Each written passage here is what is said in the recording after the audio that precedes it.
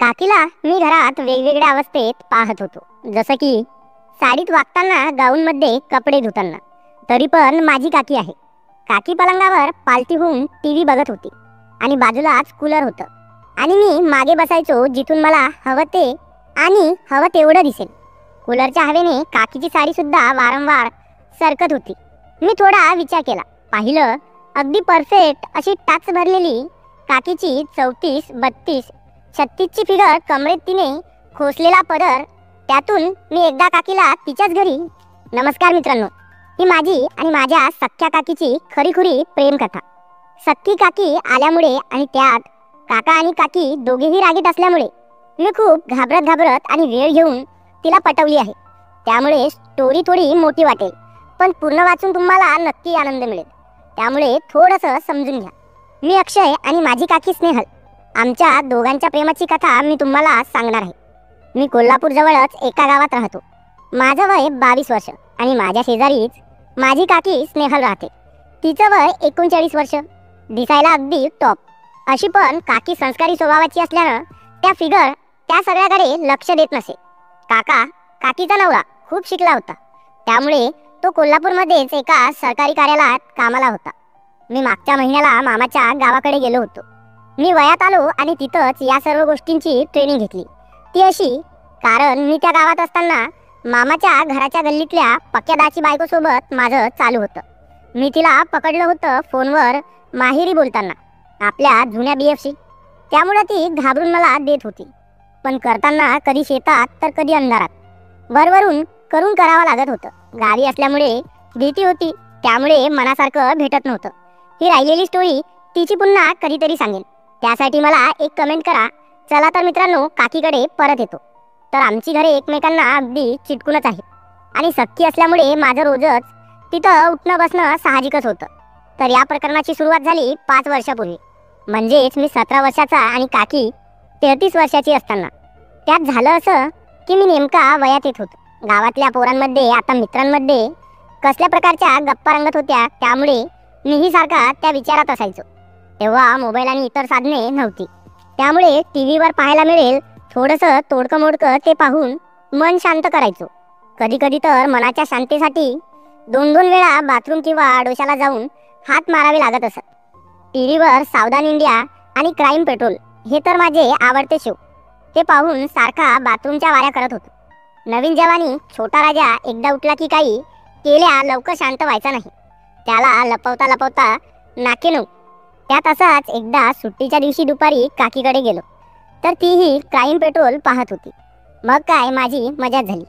त्या मालिकेमधील काही दृश्य लक्ष देऊन बघत होतो आणि मी ते लक्ष येऊन बघतो हे काकी बघत होती.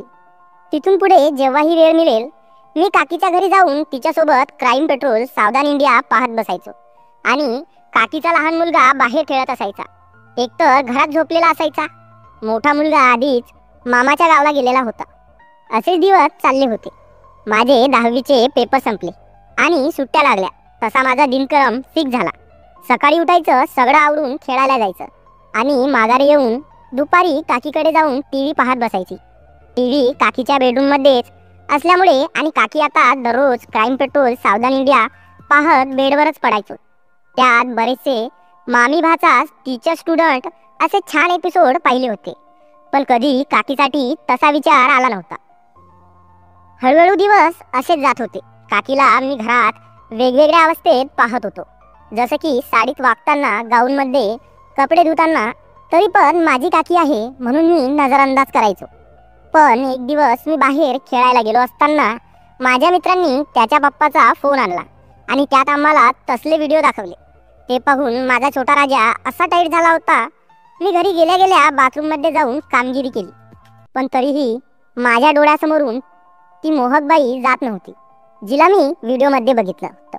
आणि योगायोग असा की दुसऱ्याच दिवशी मी जेव्हा काकूच्या घरी बसायला गेलो, तेव्हा टीव्हीवर सावधान इंडियाचा तो चाचीवाला एपिसोड चालू होता. त्या एकदम मोहक आणि आकर्षक आंटीचा एपिसोड मी पाहिला आणि माझ्या काकीची फिगर सुद्धा अगदी तिच्यासारखी होती, सेम टू सेम. तेव्हा पहिल्यांदा माझ्या मनात काकीला मी इमॅजिन केलं, पण माझ्या डोळ्यापुढे सारखी काकीच येत होती. मी विचार बदलण्याचा प्रयत्न केला, काही उपयोग होत नव्हता. मी बाहेर थोडा वेळ थांबलो. काकी पलंगावर पालथी होऊन टीव्ही बघत होती आणि बाजूलाच कूलर होतं आणि मी मागे बसायचो, जिथून मला हवं ते आणि हवं तेवढं दिसेल. कूलरच्या हवेने काकीची साडी सुद्धा वारंवार सरकत होती. मी थोडा विचार केला आणि परत घराच्या आत जाण्यास तयार झालो. म्हटलं अजून थोडा वेळ नयनसुख घेऊ. पण मी जेव्हा परत आतमध्ये गेलो आणि नेमकी समोर काकी उभी होती. काय झालं काय माहिती, पण तिला पाहताच माझ्या अंगावर शहार आला. काकी नेहमीप्रमाणेच होती, पण आता माझी नजर बदललेली होती. मी खालपासून वरपर्यंत काकीकडे पाहिलं. अगदी परफेक्ट अशी टाच भरलेली काकीची 34-32 36ची फिगर, कमरेत तिने खोचलेला पदर, त्यातून तिचे अर्धे उघडे दिसणारे पोट आणि गोलगरीत उंच. आज पहिल्यांदाच मला काकीमधली मोहक स्त्री जाणवली आणि माझ्या छोट्या राजानं सलामी द्यायला सुरुवात केली. आता मी वेगळ्याच दुनियेत पोहोचलो होतो आणि त्यात माझ्या आतल्या हालचाली ते जाणवतच मी तिथून कारचा पाय घेतला आणि माझ्या खोलीत गेलो. पण माझ्या डोळ्यापुढे आता फक्त काकीच नाचत होती. तिथून पुढे माझा 1 2 3 4चा मूड झाला की मी लपून काकीला पाहत राहायचो. हे असंच 2 वर्ष चालणारच, कारण पाहिजेत तशी हिंमत आणि पाहिजेत तशी वेळ मला मिळाली नाही. आता मला 12वीच्या सुट्ट्या लागल्या आणि आता माझा दिनक्रम 24 तास होता. काकीच्या घरीच पडून राहू लागलो. मूड झाला की लपून पाहायचं, हलवायचं. कित्येकदा काकीला साडी बदलताना पाहिलं. आता आमच्यातलंही जवळीक वाढत होती. काका दिवसभर जॉबवर असायचा, त्यामुळे तिलाही माझी संगत आवडायची. आम्हीही खूप गप्पा मारायचो. पण काकीला आता माझ्यातली जवळीक जाणवत होती आणि मी तिला लपून पाहतोय हेही जाणवत होतं. तिने 5-6 वेळा मला पकडून पण इग्नोर केलं. पण एका दिवशी तिने मला पकडलं आणि खूप झापलं. म्हणाली, खूप दिवस झाले पाहते मी, हे काय चाललंय तुझं? तू आता वयात आलाय. मी समजू शकते, पण आपलं नातं काय आहे? मी काकी आहे तुझी, शोभतं का तुला हे? वगैरे वगैरे खूप बोलली. माझी तर हालत खराब. काकी माझ्याशी असं वागेल मला स्वप्नातही वाटलं नव्हतं. पण ती रागात होती. हिने काकाला सांगितलं तर तो जीवच घेईल. म्हणून शेवटी ती म्हणाली, मी म्हणून सोडते, बाहेर असले धंदे करू नको, नाहीतर कोणाचा तरी मार खाशील. मी गुपचूप ऐकून घेत होतो. तेवढ्यात मला आईने हाक मारली आणि मी तिथून निसटलो. त्यानंतर 2-3 दिवस मी काकीकडे फिरकलोच नाही. 4थ्या दिवशी काकीनेच मला गाठले. थोड्या रागात थोडं प्रेमाने मला म्हणाली, अरे अक्षय, आला नाहीस 2-3 दिवस झाले, रागावलास की काय? अरे तुझ्या भल्यासाठीच सांगते मी. तेवढ्यात आई आली की काकीने विषय बदलला. आईसोबत सरळ किचनमध्ये निघून गेली. तिथं त्यांच्या काय गप्पा झाल्या मला नाही माहीत, पण मी थोडे दिवस तरी घाबरत काढले.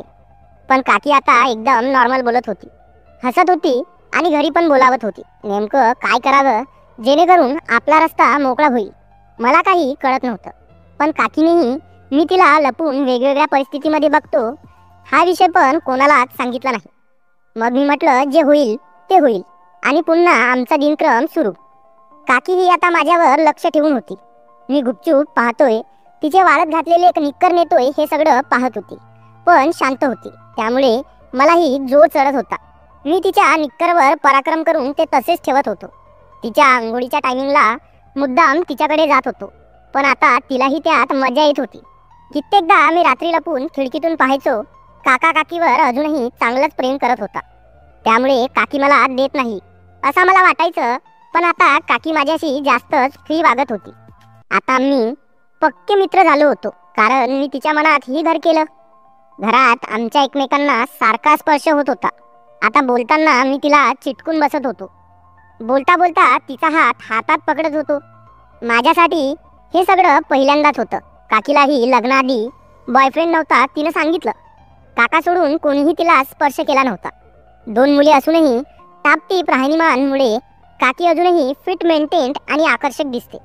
मी माझ्या गल्लीतल्या 2-3 पोरांना काकीला पाहून लाळ गाळताना पाहिलेही. असो, अशी आहे माझी स्नेहल काकी. आता माझ्या खूपच क्लोज आली होती. दुपारी बेडवर टीव्ही पाहताना मी मुद्दाम पाय तिच्या पायावर टाकायला सुरुवात केली. 2-3 वेळा काही बोलली नाही. मग मी झोपेचं नाटक करत हात तिच्या अंगावर टाकला. तिने तो झटकला. नंतर परत 2 वेळा झटकला, पण तिसऱ्यांदा काही बोलली नाही. त्यामुळे आता मीही जास्त चिटकायला सुरुवात केली. आधी ती थोडी बाजूला व्हायची, पण नंतर तिनेच मला चिटकायला सुरुवात केली. त्यामुळे आता माझा जोर भलताच वाढला. आता अंगावर टाकलेला हात मी घट्ट करायला सुरुवात केली. यापुढे माझी हिंमत झाली नाही. पण हे सगळं खूप हळूहळू सुरू होतं. माझा 12वीचा रिझल्ट लागून आता ॲडमिशन सुरू होणार होती. माझी ती लगबग सुरू झाली. त्यामुळे रोजचं जाणं कमी झालं. एक दिवस दुपारी असेच आम्ही झोपलो होतो. सावधान इंडियाचा चाचीवाला एपिसोड लागला आणि आता मात्र मला राहवलं नाही. काकी आणि तिचा मुलगा व मी बेडवर पडलेलो होतो. आज तोच एपिसोड जसा लागला तसा माझा उसळ्या मारू लागला.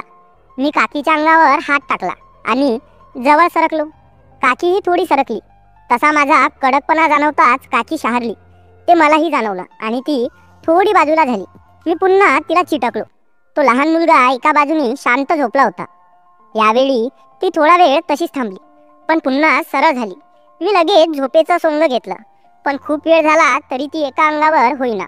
शेवटी मी झोपेत असल्यासारखे करून तिच्या पायावर पाय टाकला आणि तशीच ती उठून बाहेर गेली.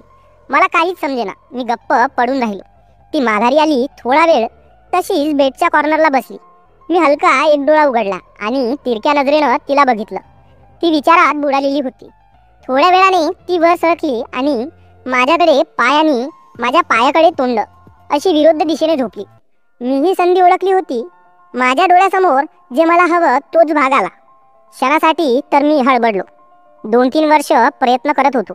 काकी मला चिटकूनच होती. थोडा गॅप होता, पण दुसऱ्या क्षणी मी तिच्या पोटाभोवती हात घट्ट गुंडाळला, पायावर पाय टाकला आणि तिच्या मानेजवळ माझे ओठ होते. काकीचा श्वासही फास्ट झाला होता आणि मी माझे ओठ काकीच्या मानेवर ठेवून पप्पी घेतली. तशी काकी शहारली. मी जागा बदलून अजून एकदा पप्पी घेतली. तशी काकी म्हणाली, काय करतोस अक्षय? मी म्हणालो, काही नाही काकी, माझं इतक्या दिवसाचं प्रेम व्यक्त करतोय. एवढं बोलून मी काकीच्या मानेवर पाठीवर पटापट किस करायला सुरुवात केली. काकी नको नको म्हणत लटका विरोध करत होती.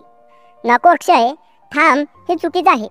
मी काकी आहे तुझी, आपण चुकीचं करतोय. पण आता माझा थांबायच्या मूडमध्ये नव्हता. मी काकीला सरळ केली आणि मी तिच्या अंगावर आलो. आमच्या दोघांची नजरानजर झाली. तसे काकीने डोळे मिटून घेतले व दुसऱ्या क्षणी मला बाजूला लोटून उभी झाली. मीच बोललो, काय झालं काकी? काहीच बोलत नाहीयेस. काकी म्हणाली, हे बघ अक्षय, मी तुझी काकी आहे आणि आत्ता आपल्यात जे झालं ते खूप चुकीचं आहे. हे जर काकाला समजलं तर तो आपल्या दोघांचाही जीव घेईल. हे तुलाही माहिती आहे. त्यामुळे यापुढे हे परत असं काही होता कामा नाही. आता तू जा इथून. मी तिचा हात हातात घेत बोललो, असं नाहीये काकी, मला माहिती आहे तू माझी काकी आहेस, पण खरंच सांगतोय, माझं खूप प्रेम आहे तुझ्यावर. 2 वर्ष झाले तू सोडून दुसरी कोणीच आवडेना मला. माझं प्रेम खरं आहे. मी तुझ्याशी लग्नही करायला तयार आहे. पण असं बोलू नकोस. काकी त्यावर बोलली, तू अजून लहान आहेस. तुला या गोष्टींचा मोह आहे. तुला नाही समजणार आता की आपण किती मोठी चूक करतोय. त्यामुळे तू आत्ता जा इथून. मीही तिथून निघून आलो. पण इथूनच आमच्या खऱ्या कहाणीची सुरुवात झाली. पण ती जा म्हटल्याप्रमाणे मी तिथून आलोही, पण आता वाघाच्या तोंडाला रक्त लागलेलं होतं. मी गप्प कसा राहीन. दुसऱ्याच दिवशी मी काकीकडे गेलो, पण ती शांतच होती, जास्त बोलत नव्हती. म्हणून मीही थोडी लाडीगोडी लावून तिच्याशी गप्पा केल्या. आश्चर्याची गोष्ट म्हणजे काकींनी मला चहा नाश्ता सुद्धा केला आणि माझ्याशी नीट बोलली सुद्धा. त्या दिवशी काकींनी निळ्या रंगाचा गाऊन घातला होता आणि मुद्दामून अशी वावरत होती जेणेकरून मला बघता येईल. कालचा तिचा राग आणि मला समजावून सांगणं मला ढोंग वाटत होतं. नीट लक्ष देता माझ्या लक्षात आलं की काकींनी फक्त गाऊनच घातला होता, त्याशिवाय आत काहीच नव्हतं. त्या दिवशी तिचा मुलगा तिच्या मागे दिवसभर फक्त लोळण्यासारखा फिरत होता, म्हणून मी गुपचूप माघारी आलो. तिसऱ्या दिवशी काका कामावर गेलेला दिसताच मी काकीकडे आलो. काकी किचनमध्ये आवराआवरी करत होती. तिचं मागून दिसणारं ते रूप कोणाचाही लगेच उभा करेल असं. तिचे बांधलेले केस, स्टायलिश ब्लाऊजमधून दिसणारी पाठ, खोचलेल्या पदरावर दिसणारी मोहक कंबर, बाहेर आलेली तिची पाहताच माझ्या मनात वादळ उठली. मीही हळूच गेलो. तिच्या कमरेत हात घालून तिला पोटाभोवती मिठी मारली. तशी काकी दचकली.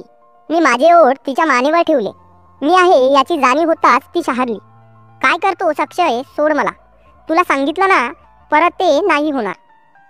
पण मी काय सोडतो? मी तसाच किस करत होतो. नाही काकी, मी नाही सोडणार आता तुला. माझं प्रेम आहे तुझ्यावर आणि तू मला हवी आहेस. तू काकाला सोडून दे, माझ्याशी लग्न कर, पण मी तुला नाही सोडणार. आता असं म्हणून मी तिला सरळ केली. तिने स्वतःला सोडून मला कानाखाली लावली. मी घाबरलो आणि तिथून निघून आलो. मला वाटलं आता सगळे रस्ते बंद झाले. पण काकीच्या मनात मी आहे. पण भीतीमुळे ती हे सगळं करत होती ते माझ्या लक्षात आलं जेव्हा 2 दिवसांनी तिनं मला बोलावून घेतलं आणि म्हणाली, हे बघ अक्षय, असा रागवू नको. मलाही तू आवडतोस. आयुष्यात पहिल्यांदा मलाही कोणावर तरी प्रेम झालं. पण त्याचा काय उपयोग? माझं लग्न झालेलं आहे. मला मुलं आहेत, संसार आहे. कोणाला समजलं तर आपली वाट लागेल. त्यापेक्षा तू लांब राहा. मी तिचा हात हातात घेऊन तिला बोललो, काकी, मला नाही जगाचं काही घेणं देणं. माझं तुझ्यावर प्रेम आहे आणि आता मी तुला सोडून नाही राहू शकत. मग हवं तर सगळ्यांना सांगून तुझ्याशी लग्नही करायला तयार आहे. मी एवढं बोलून काकीला मिठीत घेतली. तिच्या मानेवर ओठांवर किस करायला लागलो. तीही शांत होती. हळूहळू मला साथ देत होती. आता तीही उत्तम प्रतिसाद देत होती. म्हणाली, हे बघ, आपल्या दोघांना हे नातं टिकवायचं असेल तर तू कोणाला काही सांगणार नाहीस, तुझ्या मित्रांना सुद्धा, आणि लग्नाचं बोलणार नाहीस. मी परवानगी दिल्याशिवाय जबरदस्ती करणार नाहीस किंवा हट्ट करणार नाही. मी हो मध्ये मान हलवली. मी जसं जवळ जाण्यासाठी तयार झालो तसं ती म्हणाली, जा चौकात आणि तिथल्या मेडिकलवरून डोकं दुखायच्या गोळ्या घेऊन ये आणि सोबतच काही पाकिटं पण. मला समजलं काकीने अजून ऑपरेशन करून घेतलं नव्हतं. मग ते काय मला चेवत चढला. असो, मी लगबगीने चौक गाठला. पण माझं नशीब खराब. ते मेडिकल दुकान बंद होतं. मी तसाच माघारी झालो. मी जेव्हा परत फिरून घरी आलो, काकूचं दार उघडच होतं. काकू कूलरची हवा घेत पलंगावर पडलेली होती. पण मी जाऊन माघारी येईपर्यंत काकू हातपाय धुवून छान जांभळ्या रंगाची साडी नेसून टीव्ही बघत होती. तिला पाहून मला असं वाटलं जसं माझ्यापुढे पंचपक्वानाचं ताट वाढलं गेले आहे. माझी चाऊल लागताच तिने माझ्याकडे बघितलं आणि मला एक जबरदस्त घायाळ करणारी स्माईल दिली. मीही जाऊन तिच्याजवळ पलंगावर बसलो. तिला सांगितलं, मेडिकलवाल्याचं दुकान बंद आहे, त्यामुळे मी सामान आणू शकलो नाही. ती थोडी रागवली आणि तोंड फिरवलं. मी तिचे हात पकडले होते. मी तिच्या ओठांवर ओठ टेकवले. ओठ आवळून घेत होती, पण मी तशीच किस करायला सुरुवात केली. मी ओठाने तिचे ओठ ओढत होतो. हळूहळू तिनेही ओठ डिले सोडले. मी व्यवस्थित किस करायला सुरू केलं. हळूहळू तीही साथ देत होती. दररोज जे स्वप्न पाहत होतो ते आज मिळत होतं. थोडं थोडं करत मी पुढच्या विषयांना पण गती दिली. तसं तिने मला स्वतःमध्ये सामावून घेण्याचा इशारा केला, पण ताकीदही दिली की सावधानी बाळगायची. मी पण अधिक वेळ वाया न घालवता अतिशय इशाऱ्याला संमती देत तिच्यामध्ये सामावून गेलो. त्या दिवशी 6 वाजेपर्यंत आम्ही एकमेकांमध्ये हरवून गेलो. एकमेकांवर अपार प्रेम करत होतो. मीही तिला घट्ट मिठी मारली आणि दोघेही एकमेकांच्या घट्ट मिठीत तसेच पडून होतो. मग दोघांनीही मिठी सैल केली.